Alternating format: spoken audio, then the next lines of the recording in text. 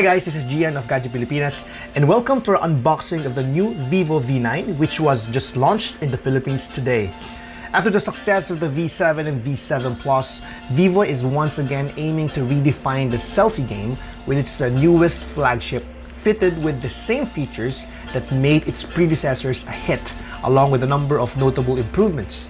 But before we get on to that, let's go and unbox this device. Inside the box you get the charger, data cable, and headphones that look similar to another brand with the name of a fruit. So you get that, right? And you also get the usual documentation and a clear case.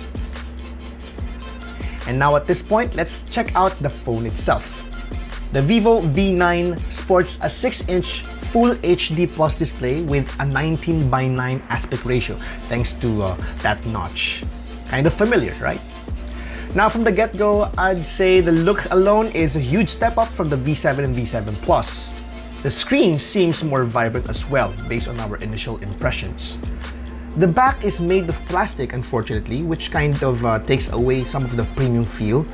One notable change is the addition of a second camera at the back, while a 24-megapixel front camera is in charge of your selfies. The device is powered by a Qualcomm Snapdragon 626 octa-core processor, along with a 4 GB of RAM and 64 GB of storage. The Vivo V9 is expected to be available in stores starting April 13, 2018, with pre-orders starting on March 26 until April 5, 2018.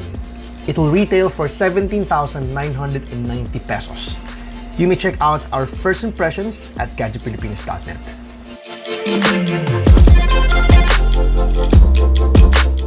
So that's it for our unboxing of the Vivo V9. Stay tuned to Gadget Pilipinas for our full review coming soon.